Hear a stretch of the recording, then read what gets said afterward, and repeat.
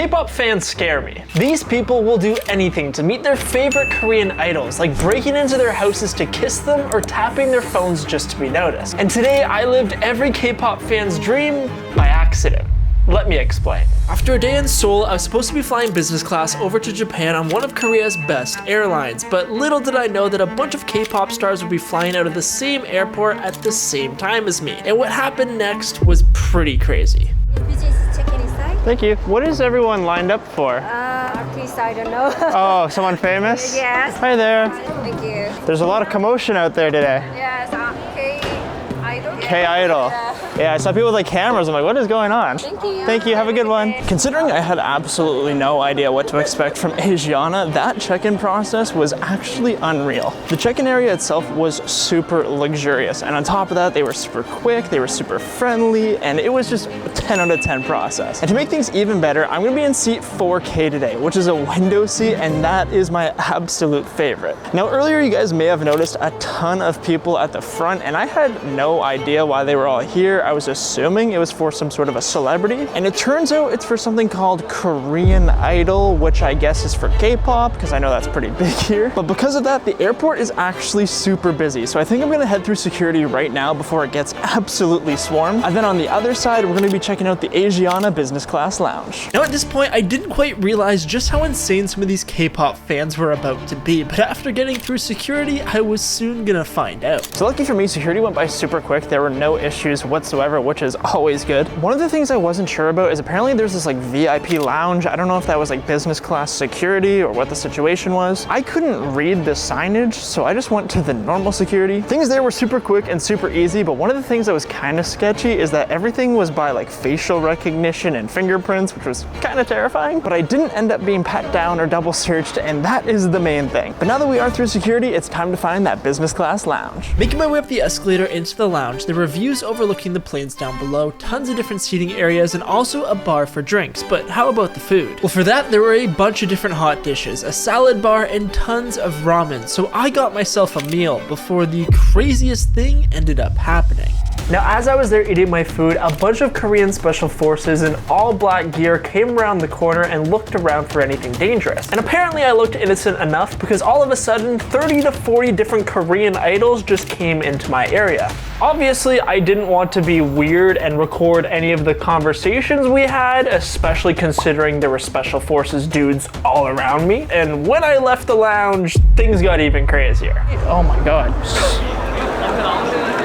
If you guys know who that is, I don't know. You remember when I told you in the intro about how these K-pop fans will do pretty much anything? And remember these fangirls from earlier? Well, it turns out pretty much all of them had purchased random tickets on random flights around the same time that these K-pop idols were supposed to be leaving, all in order to get through security to hopefully get onto their flight. And I may or may not have been on one of the flights with the Korean idols. I knew K-pop was a big thing in Korea, but I didn't realize it was that big. So I was just chilling in the lounge. I was just sitting down, minding my own business. Then a bunch of armed security guards just came in and escorted these Korean dudes to sit beside me. Obviously, I had no idea who they were, but I kind of got the gist it was K-pop. I ended up having a conversation with some of them. Their English was super good. They're pretty chill dudes, but I had no idea they were that big, where there would be chicks waiting outside of the lounge for them. But now, besides the K-pop dudes, the lounge was actually super impressive too. Even though there was a pretty limited selection of food, it was super good. The lounge was also massive. It had tons of seating areas. It was super modern. All of the staff were incredibly friendly. And considering I had no idea what Asiana Business Class would be like before this, it's gonna get a solid 9.5 out of 10. But now, since I had no idea what Asiana Airlines is, I can guarantee the majority of you guys don't either, so I thought I'd take this time to read you guys some of the reviews just so we know what we're in for. Now, not only does Asiana appear to be the Korean Idol's go-to airline, but they also happen to be rated 4 stars, and the customer reviews are super good. Sue said they had an excellent experience flying business class. Sabam said Asiana is the best value for your money, and John said that it was probably the best flight with the best possible meal service. Now, just to be fair, checking out the bad reviews, Pue said that Asiana was irresponsible. Mitchell called them a red flag, and Santiago said they were horrible. He would never recommend them, and that they were the worst.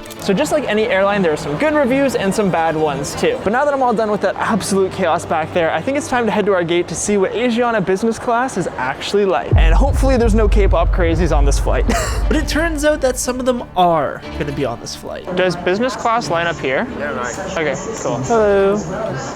Thank you. I think this is going to be my very first flight where nobody really speaks English. The gate staff spoke it a little bit, but I'm not sure about the flight attendants. But regardless, that definitely means this is going to be an experience. So now it's time to find out what Asiana Business Class is really like. Hi there. Thank you, sir. 4K, thank you. Making my way through the cabin, past some of the Korean idols, soon enough I made it to my seat for today's flight. Alright, so some initial thoughts. Right off the bat, pretty impressed by the seat. It is super spacious. The legroom is ridiculous. Literally my legs can go all the way out, which is awesome. The seat is also super comfortable. The butt cushion, backrest, and headrest are all elite. On top of that, there's like a billion different controls you could do. There's like lumbar support, upper back support, there's a massage feature, and pretty much the only complaint I could think of so far is that it's a little bit dated. And on top of that, it's in a 2x2, which is the first time I've ever experienced that. Normally when I do business class, it's always like kind of private, and that's not necessarily a bad thing whatsoever. It's just different for me. But now, of course, I just got on the planes. We are going to have to explore everything because there is so much. For example, we've got the in-flight entertainment, we've got the meal service, and so much more. So let's do that right now. Looking around the seat, I didn't just have one or two, but 3 windows all to myself. But to make things even better, there was an extendable foot and leg rest too. Checking out the seat, I had a reading lamp over my shoulder, a coat hanger right in front of me, and also this remote which looked like a video game controller. Besides that, I found a full-size power outlet, USB port, headphone jack, but also this massive tray table for food later in the flight. Alright, so bad news. It turns out we have been delayed a little bit. It's not really a problem with the aircraft or anything, it's just that this airport is apparently really busy right now. The pilot came on the overhead and said something about the air traffic control isn't ready to release us because there's a lot of planes currently already backed up, so we just have to wait a little bit. Now normally this would be an issue if I'm back in economy, but since I'm in business class, I am not complaining whatsoever. And one of the other things that I forgot to mention is this is probably going to be the shortest business class flight I have ever done. Normally when I fly business class, the flights are like 5, 6, 7 hours, but this one is about 1 hour of flight time total, so I'm not sure how that's going to impact the meal service. I'm sure there's still going to be something, but it won't be comparable to an Asiana flight that's 3, 4, 5, or even 6 hours. But once we're in the air, we're gonna find out. And lucky for me, despite the slight delay, soon enough we had begun pushing back from the gate. For today's flight with the K-pop stars, I was gonna be flying from Seoul over to Fukuoka, and soon enough it was time for takeoff.